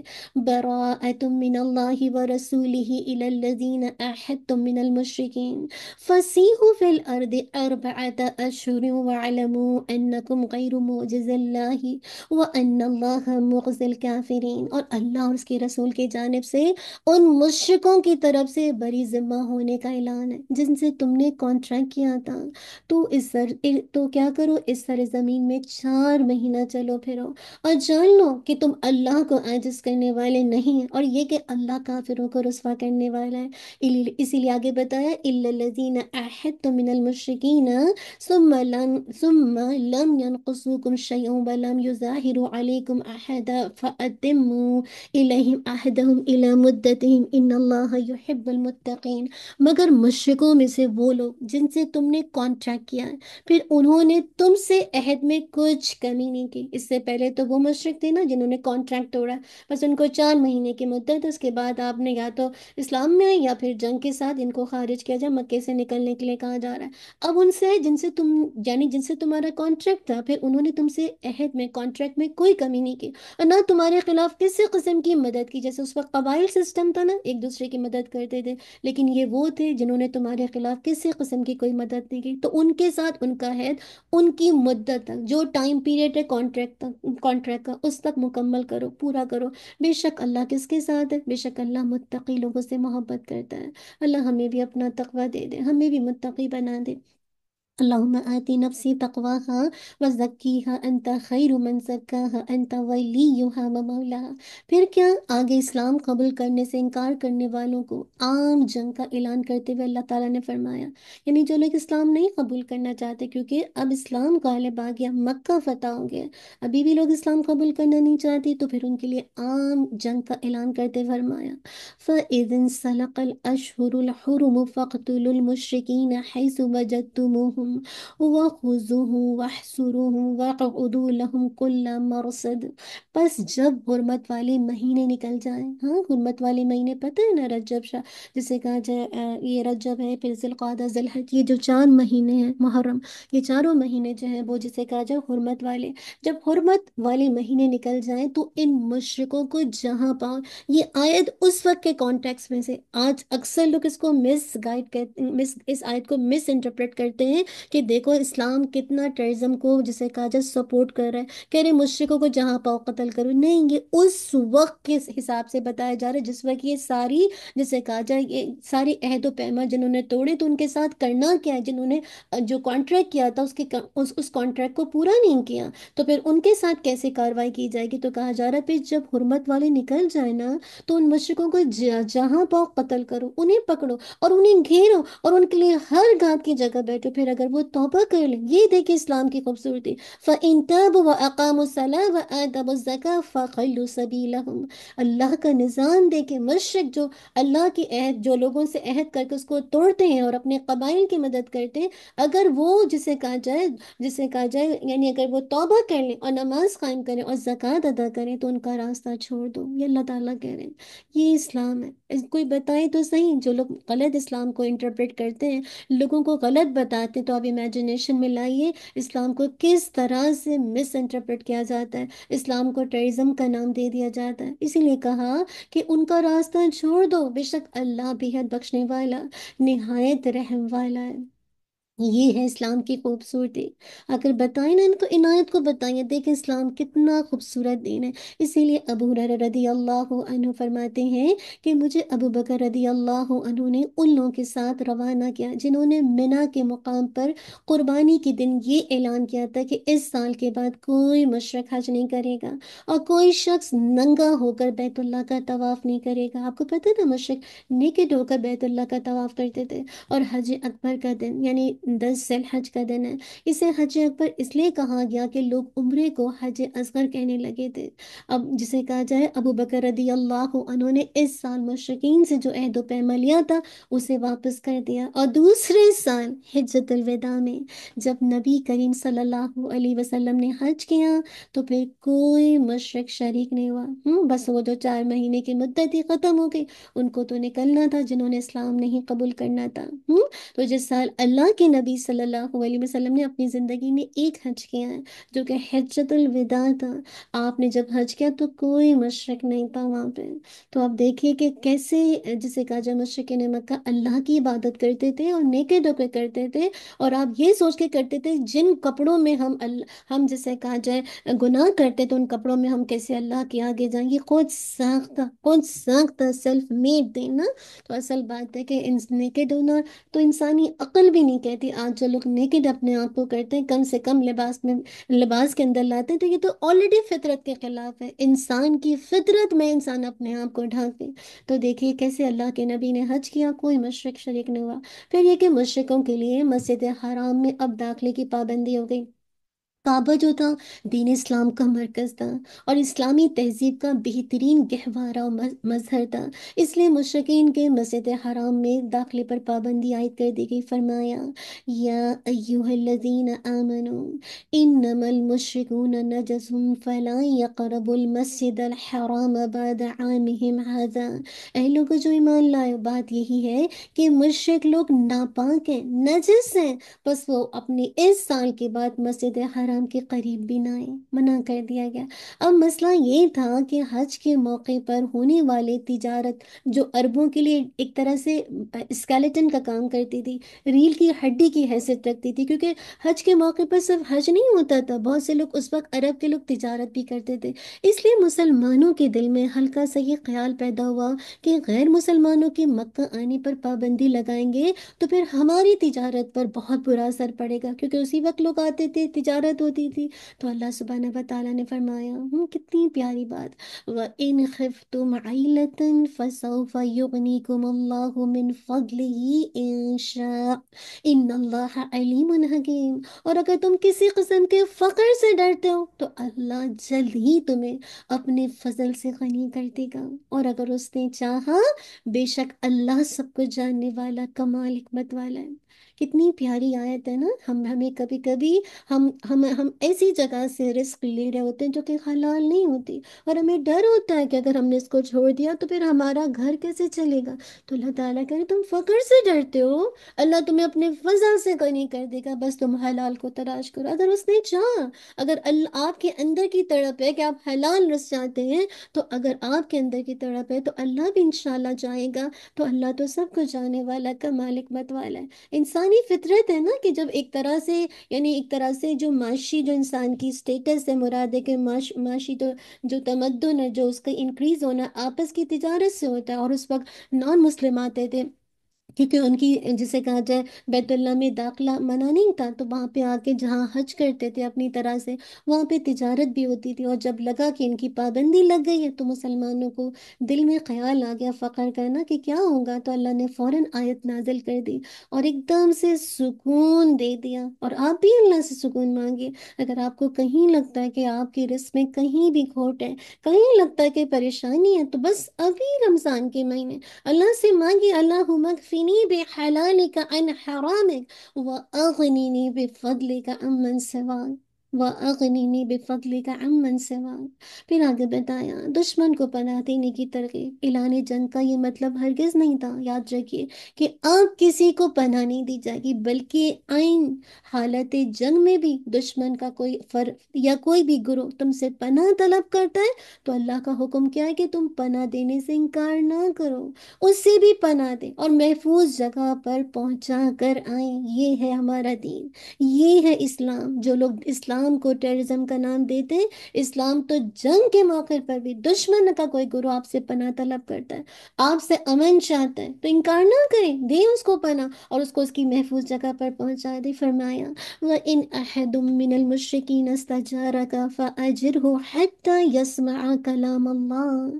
اور اگر مشرکوں میں سے کوئی تو سے پناہ مانگے تو اسے پناہ دے دے، یہاں تک کہ وہ اللہ کا کلام سن لے، پھر اسے اس کی امن کی جگہ پہنچا دے۔ یہ اس لیے کہ وہ ایسے لوگ ہیں جو علم نہیں رکھتے۔ اللہ اکبر۔ یعنی اس وقت بھی آپ کی پناہ میں آنا چاہتا ہے، یعنی جنگ سے بچنے کے لیے نہیں، بلکہ اللہ کا کلام سننے کے لیے، دین کو جاننے کے لیے، تو اس کو پناہ دو تاکہ وہ اللہ کا کلام سنے اور امن کی جگہ پھر اس کو پہنچا دو۔ اس لیے کہ یہ ایسے لوگ ہیں جن کو پتہ ہی نہیں قرآن و سنت کیا ہے، وہ علم نہیں رکھتے۔ اسی لیے اب آگے جو کانٹریکٹ ہیں، جو کانٹریکٹ کو توڑنے والوں کے خلاف کہا جا رہا ہے جہاد کا حکم۔ مشرکین عرب میں سے جن سرداروں نے، جن لیڈروں نے کانٹریکٹ توڑے اور اسلام کے خلاف سرگرمیاں جاری رکھی، ان کے خلاف پھر جہاد کرنے کا حکم دیا گیا۔ فرمایا وَإِن نَكَثُوا أَيْمَانَهُم مِّن بَعْدِ عَهْدِهِمْ وَطَعَنُوا فِي دِينِكُمْ فَقَاتِلُوا أَئِمَّةَ الْكُفْرِ إِنَّهُمْ لَا أَيْمَانَ لَهُمْ لَعَلَّهُمْ يَنْتَهُونَ۔ اور اگر وہ اپنے عہد کے بعد اپنی قسمیں توڑ دیں اور تمہارے دین میں طعن کریں تو کفر کے پیشواؤں سے جنگ کرو، جہاد کرو۔ بے شک یہ لوگ ان کی کوئی قسمیں نہیں ہیں تاکہ وہ باز آ جائیں، رک جائیں۔ ایسے لوگ ہوتے ہیں نا جو کانٹریکٹ کو توڑتے ہیں اور دین کو برا بھلا کہتے ہیں، تو پھر ایسے قسم کے کفر کے جو لیڈرز ہیں ان سے تو جنگ کرنی ہے۔ ہاں، یہ ان کی قسموں کا کوئی اعتبار نہیں، ان کے کانٹریکٹ کا کوئی اعتبار نہیں، شاید کہ یہ باز آ جائیں جنگ سے اور اپنے برے کام سے رک جائیں۔ اسی لیے فرمایا اَلَا تُقَاتِلُونَ قَوْمًا نَكَثُوا أَيْمَانَهُمْ وَهَمُّوا بِإِخْرَاجِ الرَّسُولِ، اور کیا کیا تم ان لوگوں سے نہ لڑو گے جنہوں نے اپنی قسمیں توڑ دی اور رسول کو نکالنے کا ارادہ کیا، اور انہوں ہی نے پہلی بار تم سے ابتدا کی تھی؟ کیا تم ان سے ڈرتے ہو؟ ہاں، اللہ تعالیٰ ہم سے کہہ رہے کیا تم ان سے ڈرتے ہو؟ تو فَاللَّهُ أَحَقُّ أَن تَخْشَوْهُ إِن كُنتُم مُؤْمِنِينَ، تو اللہ زیادہ حقدار ہے کہ اس سے ڈرو اگر تم مومن ہو۔ یہاں مومن ہونے کی شرط اگین بتائی جا رہی ہے کہ اللہ سب سے زیادہ حقدار ہے کہ میں اور آپ اپنے رب سے ڈریں۔ اللہم اقسم لنا من خشیتک ما تحول به بیننا و بین معاصیک، اللہ سے یہ دعا مانگا کیجئے۔ پھر اسلام دشمنوں سے جنگ کرنے کے فائدے بتائے جا رہے ہیں، وہ کیا ہے؟ قاتلوہم یعذبہم اللہ بأیدیکم ویخزہم وینصرکم علیہم ویشفی صدور قوم مؤمنین، ان سے لڑو، اللہ انہیں تمہارے ہاتھوں سے عذاب دے گا، انہیں رسوا کرے گا اور ان کے خلاف تمہاری مدد کرے گا، اور مومن لوگوں کے سینوں کو شفا دے گا اور ان کے دلوں کا غصہ دور کرے گا، اور اللہ توبہ کی توفیق دیتا ہے۔ یاد رکھیے جس سے چاہتا ہے، اللہ تو ہمیں بھی ہر وقت توبہ کی توفیق عطا کرتے رہے۔ اور اللہ سب کچھ جاننے والا اور کمال حکمت والا ہے، یعنی ہو سکتا ہے کہ اگر کوئی ڈر کر ہی اسلام قبول کر لے تو ہو سکتا ہے کہ وہ اللہ کی رحمت میں آ جائے اور جہنم سے بچ جائے۔ تو اللہ تعالیٰ کیسے مسلمانوں کے ہاتھوں ان کو عذاب دے گا، رسوا کرے گا، ان کے خلاف ہماری مدد کرے گا، مومنوں کے سینوں کو شفا دے گا، ان کے دلوں کے غصے کو دور کرے گا، اور پھر توبہ کی توفیق بھی دے دے اللہ جس کو چاہتا ہے۔ تو کیونکہ اللہ تعالیٰ کمال حکمت والا ہے، کمال یہ سب کچھ جاننے والا ہے۔ اب آگے بتایا جا رہا ہے عمل صالح کی اولین شرط، اب وہ کیا ہے؟ ایمان اور اخلاص۔ مشرکین عرب خصوصاً قریش سمجھتے تھے کہ بیت اللہ کا انتظام ہمارے پاس ہے، ہم حج کا انتظام کرتے، ہم اللہ کے مہمانوں حاجیوں کی خدمت کرتے، اس لیے ہمارا دین کیسے غلط ہو سکتا ہے؟ اللہ تعالیٰ نے فرمایا اجعلتم سقایت الحاج وعمارت المسجد الحرام، کیا تم نے حاجیوں کو پانی پلانا اور مسجد حرام کو آباد کرنا اس جیسا بنا دیا؟ جو اللہ تعالیٰ اور یوم آخرت پر ایمان لایا اور اس نے اللہ کے راستے میں جہاد کیا، یہ اللہ کے ہاں برابر نہیں ہے۔ لا یستوون عند اللہ، یہ اللہ کے ہاں برابر نہیں ہے۔ واللہ لا یہدی القوم الظالمین، اور اللہ ظالموں کو ہدایت نہیں دیتا۔ یعنی اللہ کی ہاں اصل حیثیت ایمان لانے کی ہے۔ کس چیز کی ہے؟ ایمان لانے کی۔ ایمان کے بغیر مسجد حرام کی خدمت کریں، حاجیوں کو پانی پلائیں، ہاں، اللہ کی نظر میں اس کی کوئی حیثیت نہیں ہے، کوئی حیثیت نہیں ہے۔ تو آج بہت سے یہود و نصارہ ایسے کام کریں لوگوں کی فلاح بہبود کا، بہت خیر خواہی کریں انسانیت کو، بہت کچھ جسے کہا جائے ان کو ایڈ دے رہے، لیکن ان کا یہ کام اللہ کے یہاں کوئی حیثیت نہیں رکھتا ایمان کے بغیر۔ تو کتنا ضروری ہے ایمان۔ اللہ سے دعا کیا کی ہے، اللہم جدد ایمان فی قلوبنا، اللہ ہماری ایمان کو ریوائول کر ہمارے دلوں کے اندر۔ ہاں، تو ایمان کے بغیر اتنے بڑے کام، مسجد حرام کی خدمت کوئی چھوٹی کام ہے؟ آپ کو یاد ہے وہ جو عورت مسجد کی ٹیک کیئر کرتی تھی اور اس کا انتقال ہو گیا، وہ جو مسجد کی صفائی کرتی تھی، جب اللہ کے نبی کو بتایا گیا کہ ہم نے تو اس کو راتوں رات دفنا بھی دیا، اللہ کے نبی صلی اللہ علیہ وسلم نے اس کا دوبارہ نماز جنازہ پڑھا۔ اتنا اہم کام ہے مسجد حرام کی خدمت کرنا، مسجد کی خدمت کرنا۔ اور پھر حجاج جو آتے ہیں، حاجی آتے ہیں، ان کو پانی پلانا کوئی چھوٹا کام ہے، لیکن اللہ کی نظر میں ایمان کے بغیر ان کاموں کی کوئی حیثیت نہیں ہے۔ آج بھی جو ایمان کے بغیر، مراد ہے کہ جو قرآن و سنت کو چھوڑ کے، یعنی مراد ہے کہ وہ ظاہری نہیں کیا کرتے، لوگوں کو یہ ہیلپ کرنا، وہ ہیلپ کرنا، اس طرح ایون سو کالڈ مسلمان قرآن و سنت کو نہیں جانتے لیکن اس طرح کے کام کرتے، لیکن ایمان ان کا شیکی ہے، مراد ہے کہ ایمان اسٹرانگ نہیں ہے، تو پھر یاد رکھیں ان کاموں کا کیا اجر ملے گا۔ اسی لیے آگے بتایا کہ دنیا کی ہر چیز سے بڑھ کر اللہ تعالیٰ اور اس رسول سے محبت کرنے کا مجھے اور آپ کو حکم دیا جا رہا ہے۔ یہ آج کی آپ کی آیتی تدبر ہے، میرے لیے بھی اور آپ کے لیے بھی۔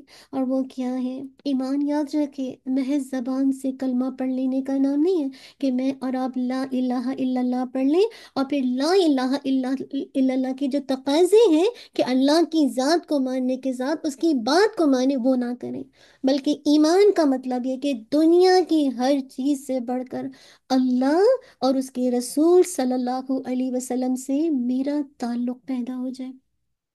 اسی لیے اللہ تعالیٰ فرماتے ہیں، یا ایہا الذین آمنوا لا تتخذوا آباءکم و اخوانکم اولیاء ان استحبوا الکفر علی الایمان ومن یتولہم منکم فاولئک هم الظالمون قل ان كان آباؤكم وأبناؤكم وإخوانكم وأزواجكم وعشيرتكم وأموال اقترفتموها وتجارة تخشون كسادها ومساكن ترضونها أحب إليكم من الله ورسوله وجهاد في سبيله فتربصوا حتى يأتي الله بأمره والله لا يهدي القوم الفاسقين۔ اے لوگوں جو ایمان لائے، اپنے باپوں اور اپنے بھائیوں کو دوست نہ بناؤ۔ کب؟ اگر وہ ایمان کے مقابلے میں کفر سے محبت رکھتے ہیں، ان کی دوستی کفر کے ساتھ ہے، ایمان کے ساتھ نہیں ہے۔ اور تم میں سے جو کوئی ان سے دوستی رکھے گا وہی لوگ ظالم ہیں، ایسے لوگ ظالم ہیں۔ کہہ دیں اگر تمہارے باپ، تمہارے بیٹے، تمہارے بھائی، یہ سارے رشتے کام کیجئے، یہ ہمارے بہت عزیز ہیں، تمہارے باپ، تمہارے بیٹے، تمہارے بھائی، تمہاری بیویاں، تمہارا خاندان، اور وہ اموال جو تم نے کمائی ہیں، اور وہ تجارت جس کے مندہ پڑنے سے تم ڈرتے ہو، اور جسے کہا جائے اس کے مندہ پڑنے سے تم ڈرتے ہو، اور رہنے کے مکانات جن میں تم رہتے ہو، جنہیں تم پسند کرتے ہو، تمہیں اللہ اور اس کے رسول تمہیں اللہ اس کے رسول صلی اللہ علیہ وسلم اور اس کی راہ میں جہاد کرنے سے زیادہ محبوب ہے، تو کیا کرو؟ فتربصوا، انتظار کرو، انتظار کرو، حتی یأتی اللہ بامرہ، انتظار کرو یہاں تک کہ اللہ اپنے حکم لے آئے۔ اور اللہ نافرمان لوگوں کو ہدایت نہیں دیتا۔ اللہ کس کو ہدایت نہیں دیتا؟ نافرمان لوگوں کو ہدایت نہیں دیتا۔ تو اس آیت میں تمام مسلمانوں کو تعلیم دی گئی ہے کہ اللہ تعالیٰ اور اس کے رسول کی محبت انہیں دنیا کی ہر چیز سے بڑھ کر ہونی چاہیے۔ اگر میرے اور آپ کی ایمان کا کرائٹیریا یہی ہے، یہاں پہ رک کے میں اور آپ دیکھیں کہ اللہ اور اس کے رسول کی محبت صرف کہنے کی حد تک ہے، زبان سے ہے، یا واقعی عملی زندگی میں اس کا اظہار بھی ہے۔ یہ تمام چیزیں جو اللہ تعالیٰ نے بیان فرمائی، یاد رکھیں ہر انسان کے فطری طور پر انسان کو یہ چیزیں اچھی لگتی ہیں اپنے دل میں۔ بہت اگر کوئی پرہیزگار انسان بھی ہے، متقی شخص بھی اگر انصاف سے سوچے، کیا واقعی اس میں اتنی پختگی ہے جو اوپر والی آیت میں آپ کو بتایا کہ تمام چیزوں کو کبھی اللہ کی رضا کے خلاف اگر آپ کو ان کو چھوڑنا پڑے کیونکہ وہ اللہ کے خلاف ہونی ہے، تو کیا ہم میں سے کوئی بھی جسے کہا جائے تھوڑی سی ناراضگی یا دنیا کے معمولی مفاد کی بنا پر وہ اس کشمکش میں پڑ سکتا ہے کہ کیسے میں اس کو چھوڑوں، کس کو میں رکھوں، کس کو چھوڑوں؟ پھر اکثر یہی ہوتا ہے کہ جو اس کے آبا و اجداد ہوتے ہیں، جو اس کی بیوی ہوتی ہے، جو اس کے بچے ہوتے ہیں، جو اس کی بہن ہوتے ہیں، اس کے بھائی ہوتے ہیں، اس کے عزیز و قارب ہوتے ہیں، اس کا مال و دولت ہوتا ہے، وہ اللہ کے دین اور شریعت پر غالب آ جاتا ہے، الا ماشاء اللہ۔ ہاں، یہ جو محبت ہے نا، جن کی فطری چیز اللہ نے ہمارے دل میں رکھ دی ہے، ہاں، لیکن بعض اوقات آپ دیکھیں یہ تمام چیزیں کبھی اللہ کی رضا کے خلاف ہونے کی بنا پر کیا آپ ان کو چھوڑ سکتے ہیں؟ کہ میری بیوی اللہ کی نافرمان ہے، میرا بچہ اللہ کی نافرمانی کرے، مجھ سے کہتا ہے کہ مجھے سود پہ گاڑی لے کے دو، مجھے سود پہ گھر لے کے دو، اور میں اللہ کی بات کو اس کی بات پر اوپر رکھ دوں، اور اللہ نے تعالیٰ نے جو سود کرنے والوں سے اعلان جنگ رکھا ہے اور میں اس کو پیچھے ڈال دوں، اس کا مطلب کیا ہے؟ میرا ایمان ہے کہاں؟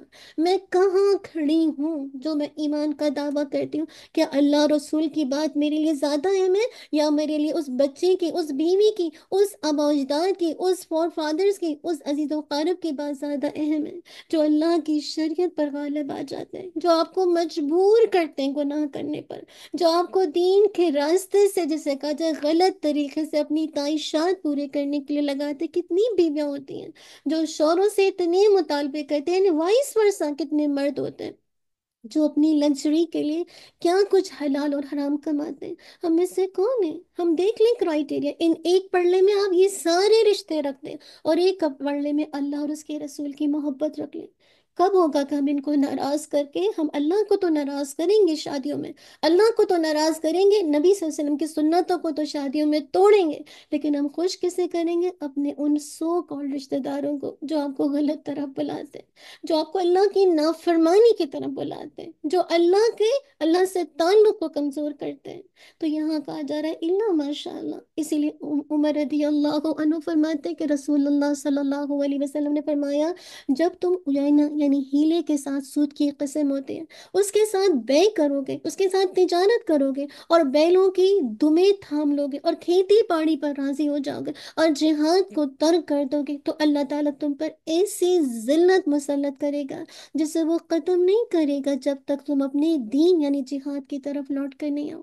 تو مجھے اور آپ کو اللہ کی نافرمانی سے اگر یہ رشتے ایک پڑھنے میں نافرمانی کے ساتھ آپ کو اللہ کی طرف، اللہ سے دور کرتا اور ایک طرف اللہ اور اس کے رسول کی محبت ہے، تو میں اور آپ کیا جہاد چھوڑ دیں گے؟ ہاں، اللہ اور اس کے رسول کی محبت کو آگے آگے جانے نہیں دیں گے. عمر رضی اللہ عنہ نے ایک دفعہ کہا تھا کہ مجھے اللہ تعالیٰ سب سے زیادہ، اور اس کے بعد جسے کہا جائے یعنی اپنی جان کے بعد اللہ کے نبی کو فرمائے، تو اللہ کے نبی نے کہا کہ تم عمر مسلمان نہیں ہو سکتے جب تک اللہ اور اس کے رسول سب سے زیادہ تمہاری زندگی میں اہم نہ ہو.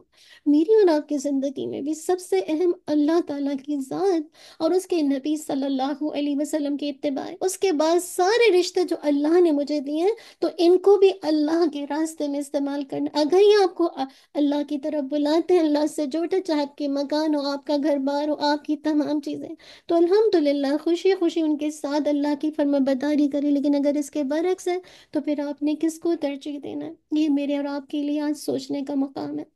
اسی نے کہا مشرکین عرب کو زیر کرنے کے لیے یہود و نصارہ سے جہاد کرنے کا حکم دیا گیا، چونکہ وہ اللہ تعالیٰ، رسولوں، کتابوں اور یوم آخرت پر ایمان لاتے تھے، لیکن البتہ اللہ کے نبی صلی اللہ علیہ وسلم پر ایمان لانے کو تیار نہ تھے. اس لیے ان کے لیے بچنے کی ایک اضافی صورت رکھ دی گئی کہ اگر وہ اسلام قبول نہیں کرتے تو جزیہ دے کر مسلم ریاست کے شہری بن سکتے ہیں، ہاں، اپنے آپ کو پروٹیکٹ کر سکتے ہیں. اسی لیے کہا قاتل الذین لا یؤمنون باللہ ولا بالیوم الآخر، اور لڑو ان لوگوں سے جو نہ اللہ تعالیٰ پر ایمان رکھتے ہیں، نہ یوم آخرت پر، اور نہ ان چیزوں کو حرام سمجھتے ہیں جو اللہ اور اس کے رسول نے حرام کی، اور نہ دین حق کو اختیار کرتے ان لوگوں میں سے جنہیں کتاب دی گئی، یہاں تک کہ وہ ہاتھ سے جزیہ دیں اور وہ حقیر ہیں. تو جہاد فی سبیل اللہ کا مقصد تلوار کے زور پر غیر مسلموں کو مسلمان بنانا نہیں ہے، بلکہ اگر وہ اطاعت قبول کر لیں اور جزیہ دیتے رہیں تو وہ اپنے دین پر رہ کر پرامن زندگی گزار سکتے. یہ ہے دین اسلام، اور اس کے بدلے میں اسلامی حکومت ان کی جان، ان کی مال کی حفاظت کی ذمہ داری لے گی. یہاں صرف اہل کتاب سے جزیہ لینے کا ذکر ہے، تو نبی صلی اللہ علیہ وسلم نے تو مجوسیوں سے بھی اہل کتاب والا معاملہ کیا تھا. مسلمانوں نے اپنی زیر حکومت جو غیر مسلم ہے، جیسے ہندو ہے، بدھ ہے، کمیونسٹ، ان سے بھی بہترین سلوک کیا ہے. اگر اسلامی لڑائی کا مقصد دیکھیں تو لوگوں کو زبردستی مسلمان بنانا ہوتا تو یاد رکھیے جو عیسائی تھے انہوں نے اندلس میں اسلام اور مسلمانوں کا نام و نشان عیسائی نہ ہونے پر مٹا دیا تھا. اسی طرح مصر، شام، عراق، ایران، ہندوستان، چین وغیرہ ہر جگہ سے انہوں نے بزور شمشیر کفار کو قتل، جسے کہا جائے، ختم کر دیا تھا. اور مسلمان بر صغیر میں بہت اقلیت نہ ہوتے بلکہ سارا جو انڈو پاک ہے، ہندوستان ہے، مسلمان ہوتا، یہاں کفار کا نام و نشان تک نہ رہتا. مگر اللہ تعالیٰ نے کیا فرمایا؟ لا اکراہ فی الدین، میں دین میں کوئی زبردستی نہیں ہے کہ تم زبردستی تلوار کے زور پر کسی کو مسلمان کر دو. نہیں، یہ دین کا فلسفہ ہی نہیں ہے. اصل کیا ہے؟ جہاد کا حکم دینے سے کوئی یہ نہ سمجھ لے کہ نعوذ باللہ اسلام کوئی مار دھاڑ کا دین ہے، اسلام کوئی ٹیررزم کا نام ہے، بلکہ اسلام کا معنی امن و سلامتی ہے. وہ لڑائی جھگڑے کو بالکل پسند نہیں کرتا، بلکہ اس کے ساتھ یہ بھی سمجھ لینا ہم سب کو چاہیے کہ اسلام خالق کائنات کا سچا اور آخری دین ہے. اسے ماننا ہر مسلمان پر فرض ہے. اس کے باوجود انکار کرنے والوں کے خلاف ہتھیار اٹھانے کا حکم نہیں دیتا، بلکہ ہر ایک کو ماننے یا نہ ماننے کا اختیار دیتا ہے. لیکن کسی بڑے کو یہ اختیار نہیں دیتا کہ اللہ کی دیوی کرسی، اس کے عہدے اور طاقت کو اللہ کے دین کو ختم کرنے اور اس کے نور کو بجھانے کے لیے استعمال کرے. جو شخص شخص اسلام کے راستے میں رکاوٹ بنے اور لوگوں کو اسلام کرنے سے ایک طرح سے بزور طاقت روکے، پھر کہا جا رہا ہے کہ اس کے خلاف جہاد کرنے کا حکم ہے۔ اللہ تعالیٰ فرما رہے ہیں یریدون ان یطفئوا نور اللہ بافواہہم، اور وہ چاہتے ہیں کہ اللہ کی نور کو اپنی منہوں سے بجھا دیں، اور اللہ نہیں مانگتا مگر یہ کہ اپنے نور کو پورا کر دیں، خواہ کافر لوگ برا مانیں۔ وہی ہے جس نے اپنا رسول ہدایت اور دین حق دے کر بھیجا تاکہ اسے ہر دین پر غالب کر دے، خواہ مشرک لوگ اس کو برا جانیں۔ یہ دین غالب ہو گیا اور آج بھی غالب رہے گا جب میں اور آپ اس دین کے ساتھ اپنے آپ کو مضبوطی سے جوڑ لیں گے۔ اسی لیے آپ دیکھیے کہ دنیا پرست مذہبی رہنماؤں کی آگے مذمت کی جا رہی ہے۔ انسان کی عادت، خواہ وہ کسی بھی مذہب سے تعلق رکھے، اپنی مذہبی لیڈروں پر بہت زیادہ ٹرسٹ کرتے ہیں کہ وہ دین کے سچے دائیں ہیں، ان کے خیر خواہ ہیں، اسی لیے ان کے حکم پر دل و جان سے قربان ہوتے ہیں۔ بہت سارے لوگ صرف اس لیے اسلام قبول نہیں کرتے کہ ان کے مذہبی رہنما اس سے منع کرتے ہیں، تو اللہ تعالیٰ نے انہیں سمجھاتے فرمایا ان مذہبی رہنماؤں کے تم ذرا رہن سہن پر تو غور کرو، ان میں سے اکثر دنیا پرستی میں ڈوبے ہوئے ہیں، انہوں نے مال سمیٹنے کے لیے دینداری کا لبادہ اڑا ہوا ہے۔ اصل میں ان کا جو ایک نقطہ نظر ہے نا، ان کی جو طمع ہے وہ مال پر ہے۔ وہ دین کی بات بتا کر دین کی بات بتا کر جسے کہا تھا بتا کر یا تو اس سے وہ مال لینا چاہتے ہیں یا وہ اصل دین کو چھپانا چاہتے ہیں۔ تو ایسے رہنما اس دور میں بھی ہیں اور آج بھی ہیں۔ اسی لیے ان کے متعلق اللہ تعالیٰ نے فرمایا یا ایہا الذین آمنوا ان کثیرا من الاحبار والرہبان لا یأکلون اموال الناس بالباطل، اے لوگوں جو ایمان لائے ہو، بے شک بہت سے عالم اور درویش یقیناً لوگوں کا مال باطل طریقے سے کھاتے ہیں اور اللہ کے راستے سے روکتے ہیں، اور جو لوگ سونا اور چاندی خزانہ بنا کر رکھتے ہیں اور اسے اللہ کے راستے میں خرچ نہیں کرتے تو انہیں دردناک عذاب کی خوشخبری دے دیے۔ یعنی جو لوگ اللہ کے راستے میں زکوٰۃ نہیں دیتے نا، بنا بنا کے کنز خزانے کی شکل میں رکھتے رہتے ہیں، تو پھر کل ان کو اسی کے ذریعے سے داغا جائے گا اور ان کے لیے دردناک عذاب کی خوشخبری ہے۔ تو اس سے کیا پتہ چلا کہ مذہبی جو لیڈرز ہیں ان پر کبھی بھی اندھا ٹرسٹ نہ کریں۔ ہم تو بس یہ کہتے ہیں نا انہوں نے فتویٰ دے دیا، یہ عالم نے یہ کہہ دیا، یہ عالم نے یہ کہہ دیا، ٹھیک ہے وہ اجتہاد کرتے ہیں، ٹھیک ہے، ان کو ان کے اجتہاد کی جزا ملے گی، لیکن جب قرآن و سنت موجود ہے اور آپ غلط جسے کہا جائے اندھا دونوں ان کے فالو کرتے ہیں، تو درست طریقہ یہ ہے کہ میں اور آپ قرآن و سنت کی تعلیم حاصل کریں، پھر اس کی روشنی میں رہنماؤں کی بات سنیں اور پھر ان کی باتوں کو مانیں۔ اس کے بغیر آپ صحیح کسوٹی پر نہیں پہنچ سکتے۔ اسی لیے آگے اللہ کے بنائے ہوئے کیلنڈر سے جو لوگ پہلو تہی کرتے ہیں ان کے بارے میں بتایا جا رہا ہے۔ اللہ تعالیٰ نے تخلیق کائنات کے دن سے ایک کیلنڈر تجویز فرمایا جس میں سال کے 12 مہینے اور ان میں سے 4 ماہ حرمت والے، اس کی پاسداری نہ کرنا یا ان میں کسی قسم کی تبدیلی کرنا یاد رکھے یہ کفر ہے۔ اس لیے بتایا ان عدت الشہور عند اللہ 12 شہرا فی کتاب اللہ، کیا کہا جا رہا ہے؟ بے شک مہینوں کی گنتی اللہ کے نزدیک اللہ کی کتاب میں 12 مہینے، جس دن اس نے آسمان اور زمین کو پیدا کیا اور ان میں سے 4 حرمت والے، یہی کیا ہے؟ سیدھا دین ہے۔ سو ان میں اپنی جانوں پر ظلم نہ کرو اور مشرکوں سے ہر حال میں لڑو جیسے وہ ہر حال میں تم سے لڑتے ہیں، اور جان لو کہ اللہ متقی لوگوں کے ساتھ ہے۔ حقیقت یہی ہے کہ مہینوں کو پیچھے کر دینا کفر میں زیادتی ہے جس کے ساتھ وہ لوگ گمراہ کیے جاتے ہیں۔ جنہوں نے کفر کیا ایک سال اسے حلال کر لیتے ہیں اور ایک سال اسے حرام کر لیتے ہیں تاکہ ان کی گنتی پوری کر لیں جو اللہ نے حرام کیے ہیں، پھر جو اللہ نے حرام کیا اسے حلال کر لیتے ہیں۔ ان کے برے اعمال ان کے لیے کیا کر دیے گئے؟ خوشنما بنا دیے گئے۔ اور اللہ کس کو ہدایت نہیں دیتا؟ لا یہدی القوم الکافرین، ایسے لوگوں کو اللہ تعالیٰ ہدایت نہیں دیتا جو مہینے کی گنتی کو آگے پیچھے کر کے اور اس طرح سے حلال کو حرام مہینہ، حرام کو حلال مہینہ کر لیتے ہیں۔ اب آگے بتایا جا رہا ہے کہ جہاد سے انکار کرنے والوں کو عذاب کی دھمکی، جہاد سے بھاگنے والوں کو اللہ تعالیٰ خطاب کر کے کہتے ہیں یا ایہا الذین آمنوا ما لکم اذا قیل لکم انفروا فی سبیل सबिलिल्लाहि साक़लतुम फी इलल अर्द। ए लोगों जो ईमान लाए, मुझे और आपको कहा जा रहा है, तुम्हें क्या है कि जब तुमसे कहा जाता है अल्लाह के रास्ते में निकलो तो तुम जमीन की तरफ निहायत बोझल हो जाते हो, एकदम जमीन की तरफ चिमट जाते हो। क्या तुम आखिरत के मुकाबले में दुनिया की जिंदगी पर खुश हो गए कि दुनिया में तुम्हें क्या कुछ मिला हुआ है इसमें बस खुश होके बैठ गए? और रदी तुम बिल हयात दुनिया बिल मिनल आखिरा, हाँ, दुनिया की ज़िंदगी पर खुश हो गए तो तुम दुनिया की ज़िंदगी का सामान आखिरत के मुकाबले में नहीं है। अल्लाह ताला कह रहे तो दुनिया की ज़िंदगी का जो सामान है वो आखिरत के मुकाबले में तो कुछ भी नहीं है मगर बहुत थोड़ा। अगर तुम ना निकलोगे वो तुम्हें दर्दनाक अज़ाब देगा और बदल कर तुम्हारे अलावा और लोग ले आएगा और तुम उसका कुछ नुकसान ना करोगे। और क्या है कि वल्लाहु अला कुल्ली शैइन कदीर, और अल्लाह हर चीज़ पर पूरी तरह कादिर है। कितने लोग हैं जो ज़मीन से चिमट गए, अल्लाह का दीन नहीं सीखना चाहते, अल्लाह की तरफ आना नहीं चाहते, कुरान और सुन्नत को जानना नहीं चाहते, आखिरत के मुकाबले में दुनिया की ज़िंदगी पर खुश हैं। तो जो लोग दुनिया के साजो सामान पर खुश हैं तो दुनिया का साजो सामान तो अभी ख़त्म हो जाएगा।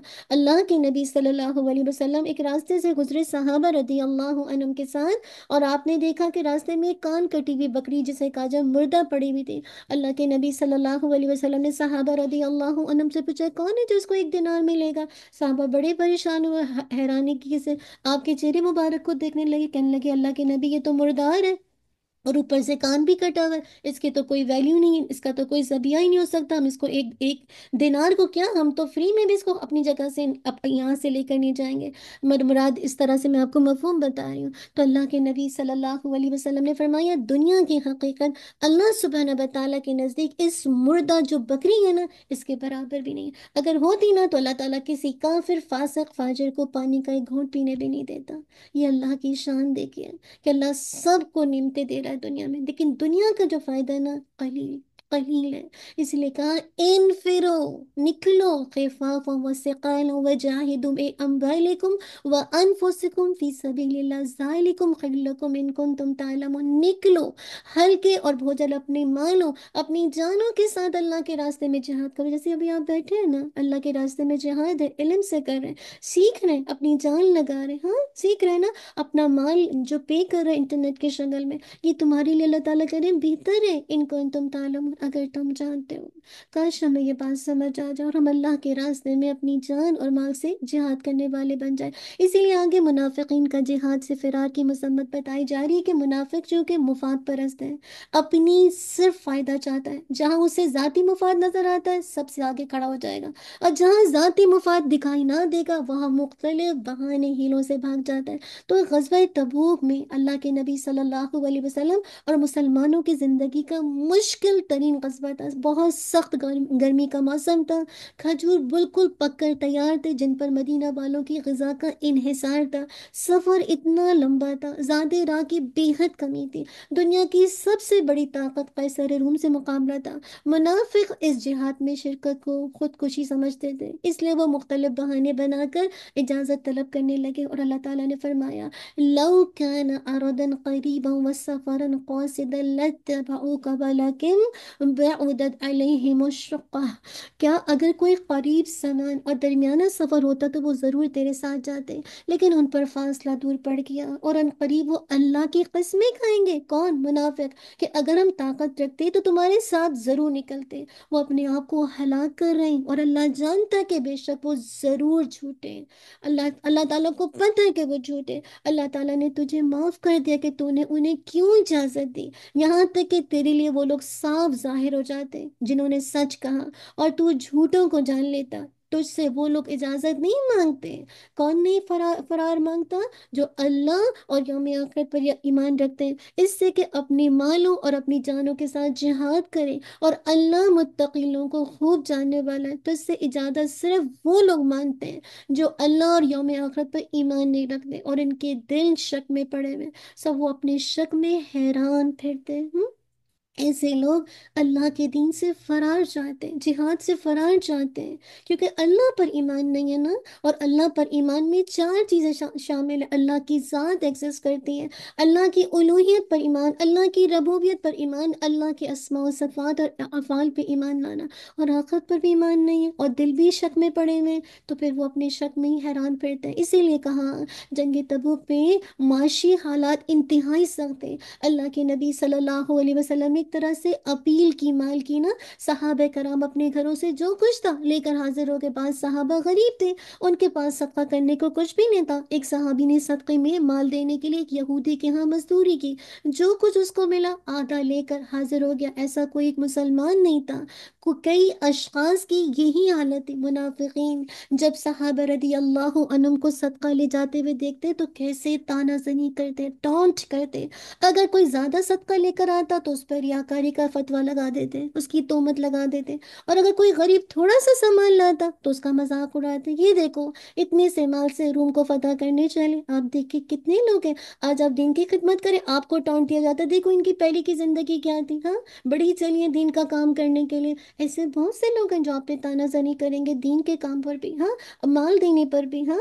تو اصل بات ہے ایسے منافق ہر دور میں، اسی لیے کہا الذین یلمزون المطوعین من المؤمنین فی الصدقات، اور وہ لوگ جو صدقات میں خوش دلی سے حصہ لینے والے مومنوں پر تان کرتے ہیں، اور ان پر بھی جو اپنی محنت کے سوا کچھ نہیں پاتے سو وہ ان سے مذاق کرتے ہیں۔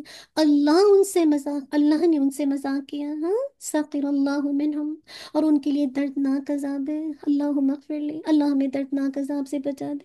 اللہم احسن عاقبتنا فی الامور کلہا واجرنا من خزی الدنیا وعذاب الآخرہ۔ اسی لیے اب آگے زکوٰۃ و صدقات کے جو مستحق لوگ ہیں، اکثر لوگ پوچھتے ہیں نا کہ ہم اپنی زکوٰۃ کس کو دیں، ہم اپنی صدقات کس کو دیں، تو 8 کیٹیگری ہے، 8 قسم کے لوگ ہیں جن کو آپ اپنی زکوٰۃ دے سکتے ہیں۔ صدقہ کہا جا رہا ہے ہمیشہ انہی میں سے کسی کو دینا چاہیے، اور وہ کون ہے؟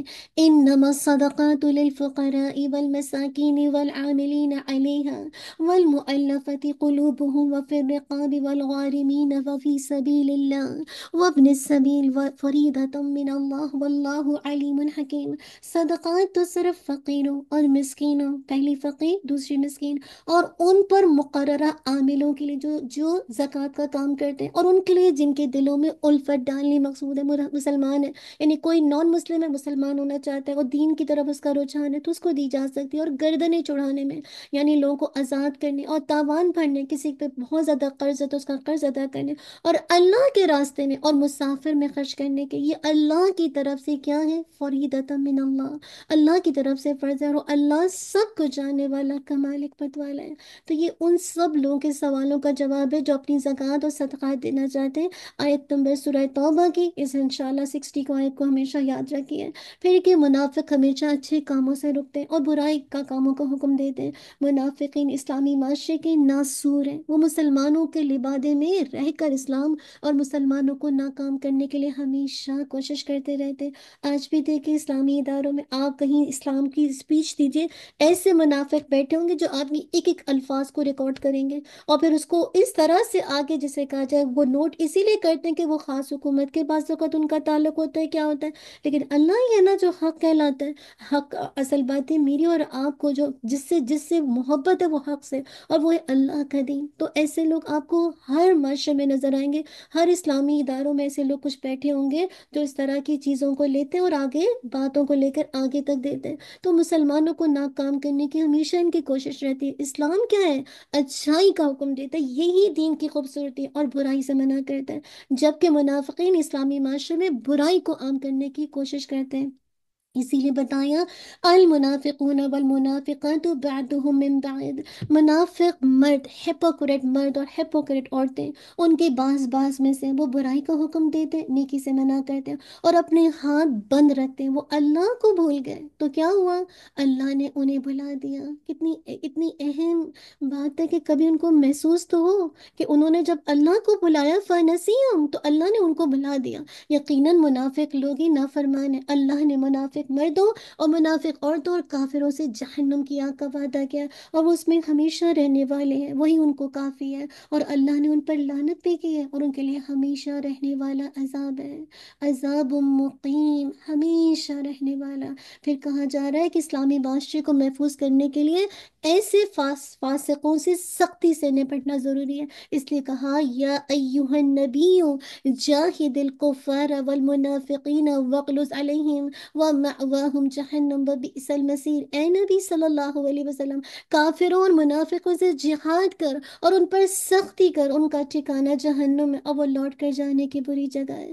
مدینہ جب مدینہ تشریف لانے پر اللہ کے نبی صلی اللہ علیہ وسلم طویل مدت تک منافقوں سے نرمی برتتے رہے اور ان کی سازشوں اور ان کی شرارتوں سے درگزر فرماتے رہے، مگر اس حسن سلوک سے اصلاح کے بجائے ان کی سرکشی بڑھتی گئی۔ تو پھر آپ کو حکم ملا کہ ان کے ساتھ سختی والا معاملہ کیجیے۔ اگر منافقین واضح کفر کا اظہار کریں اور اس پر قائم رہیں تو کفار کی طرح پھر ان سے بھی جہاد بالسیف یعنی تلوار کے ساتھ جہاد کیا جائے گا، اور جو منافقین کھلم کھلا اسلام کا انکار نہ کریں تو پھر ان پر تان و ملامت اور سختی کی جائے گی، لیکن اس کے خلاف تلوار کا استعمال ان کے ساتھ نہیں کیا جائے گا۔ نبی صلی اللہ علیہ وسلم نے بھی ان کے خلاف قتال بالسیف نہیں کیا۔ آپ کو یاد ہے کہ منافقین کی نماز جنازہ پڑھنا، ان کے لیے دعائیں مغفرت کرنا منع کر دیا گیا۔ اللہ تعالیٰ نے فرمایا وَلَا تُصَلِّ عَلَىٰ أَحَدٍ مِّنْهُمْ مَاتَ أَبَدًا، اور ان میں سے جو کوئی مر جائے اس کا کبھی جنازہ نہ پڑھنا، نہ اس کی قبر پہ کھڑے ہونا، بے شک انہوں نے اللہ اور اس کے رسول کے ساتھ کفر کیا اور وہ اس حال میں مرے کہ وہ نافرمان تھے۔ تو جو شخص کلمہ طیبہ پڑھ کر یعنی کلمہ طیبہ پڑھ کر بھی شرک اکبر کا ارتکاب کرے، یعنی لا الہ الا اللہ کہہ کر وہ مسلمانوں سے نفرت کرتا ہے، کہنے کا مقصد ہے سو کالڈ مسلمان گھر میں پیدا ہوئے لیکن وہ شرک اکبر کرتا ہے، یعنی اللہ کے بجائے کفار سے اس کی دوستی ہے، غیر اللہ سے مدد مانگتا ہے، نماز نہیں پڑھتا، اللہ کی حدود کو ایک طرح سے مطلب اس کو توڑتا ہے، ہاں اس کو وحشیانہ قرار دیتا ہے، اس کو بہت ایکسٹریمزم کا نام دیتا ہے۔ تو اللہ تعالیٰ نبی کریم صلی اللہ علیہ وسلم قرآن مجید، آپ کی سنت یا اسلام کے کسی بھی شاعر وغیرہ کا مذاق اڑاتا ہے، تو ان سب کا نماز جنازہ پڑھنا کیسے یاد رکھے درست ہو سکتا ہے؟ کہنے کو تو سو کال مسلمان ہیں لیکن ان سب کے خلاف آپ مذاق اڑائیں۔ تو یاد رکھیں منافقین کے جہاد سے پیچھے رہ جانے کی اب ان کی مذمت کی جا رہی ہے، سزا بتائی جا رہی ہے۔ کیا بتایا جا رہا ہے؟ یعنی منافقین کے جہاد سے پیچھے رہ جانے کی مذمت اور ان کی سزا بیان کرنے کے بعد اب اللہ تعالیٰ فرماتے ہیں کہ کچھ لوگ ایسے بھی ہیں جو عذر کی بنیاد پر جہاد سے پیچھے رہ گئے، تو یہ منافق نہیں ہیں، ان کے عذر کی وجہ سے پیچھے رہ گئے۔ کیا ہیں وہ لوگ؟ ليس على الضعفاء ولا على المرضى ولا على الذين لا يجدون ما ينفقون، نہ کمزوروں پر کوئی حرج ہے اور نہ بیماروں پر اور نہ ان لوگوں پر وہ جو چیز نہیں پاتے۔ ایک دم آخر کی آیت ہے، جو خرچ کریں اللہ کے راستے میں، جب وہ اللہ اور اس کے رسول کے لیے خلوص رکھیں، نیکی کرنے والوں پر اعتراض کا کوئی راستہ نہیں، اور اللہ بے حد بخشنے والا نہایت مہربان ہے۔ اور نہ ان لوگوں پر کہ جب بھی وہ تیرے پاس آئیں تاکہ تو انہیں سواری دے دے تو نے کہا میں وہ چیز نہیں پاتا، اللہ کے نبی نے کہا میرے پاس کوئی چیز ہی نہیں ہے جس پر میں تمہیں سوار کروں۔ تو آپ امیجنیشن میں لائیے تولوا وَأَعْيُنُهُمْ تَفِيضُ مِنَ الدَّمْ، تو کیا ہوتا ہے کہ وہ اس حال میں واپس ہوئے کہ ان کی آنکھیں آنسوؤں سے بہ رہی تھیں، یعنی جانا تو چاہتے تھے، نہ بیمار تھے نہ، لیکن مال نہیں تھا اللہ کے راستے میں غزوہ تبوک میں نکلنے کا۔ لیکن جب اللہ کے نبی نے واپس کیا کہ میرے پاس تو خود سواری نہیں ہے، میں تمہاری کیسے مدد کروں، تو ان کی آنکھیں آنسو سے بہ رہی تھی اس غم سے کہ وہ نہیں پاتے جو خرچ کریں۔ تو اعتراض کا تو راستہ تو صرف ان لوگوں پر ہے جو تجھ سے اجازت مانگتے ہیں، حالانکہ وہ دولت مند ہے، وہ اس پر راضی ہوگا کہ پیچھے رہنے والی عورتوں کے ساتھ رہ جائیں، اور اللہ نے ان کے دلوں پر کیا لگا دیا، وَطَبَعَ اللَّهُ عَلَىٰ قُلُوبِهِمْ فَهُمْ لَا يَعْلَمُونَ، اللہ نے ان کے دلوں پر مہر کر دی ہے، اب وہ نہیں جانتے۔ تو کیا ساری بات کا خلاصہ کیا؟ جو لوگ منافق تھے وہ انہوں نے بہانے بنا کر کہ ہم عورتوں کو پروٹیکٹ کریں گے، ہم جسے کہا جا ہمارے بچے ہیں، ہمارے اندر اتنی جسے کہا جا جو روم کی عورتیں بڑی خوبصورت ہیں، تو ایسا نہ ہو کہ ہمارا ایمان چلا جائے اور ہم پیچھے رہ جائیں، یعنی مرادیں کہ ہم نہیں جا سکتے، اور اس طرح کے بہانے عذر کر کے پیچھے رہ گئے، تو پھر اللہ نے ان کے دلوں پر مہر لگا دی جو بھی انہوں نے کیا۔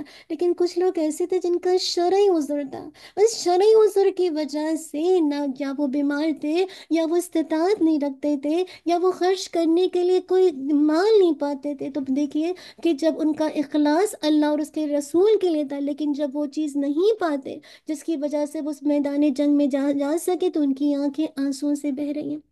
آج بھی بہت سے لوگ دین سیکھنا چاہتے لیکن استطاعت نہیں ہے، مال خرچ کرنے کی حیثیت نہیں ہے، اور ان کا دل روتا ہے، تو کوئی بات نہیں، آپ نیٹ پہ بیٹھے سیکھ لیجئے، نہیں ہے تو آپس میں کسی کے ساتھ سیکھیں۔ لیکن یاد رکھیے ایسے لوگ جن کے ساتھ عذر ہے، جو انسٹیٹیوٹ اداروں تک نہیں پہنچ پاتے، ان کے پاس حیثیت نہیں ہے، تو اللہ ان کے دلوں کا اخلاص جانتا ہے کہ وہ اللہ اور اس کے رسول کے لیے کتنے خیر خواہ ہیں۔ اللہ ان کا اجر کبھی نہیں ضائع کرے گا، اور وہ بھی اجر میں ان کے برابر ہے جو میدان جنگ میں نکلتے ہیں، جو اداروں میں اللہ کے دین کو پروموٹ کرنے کے لیے نکلتے ہیں۔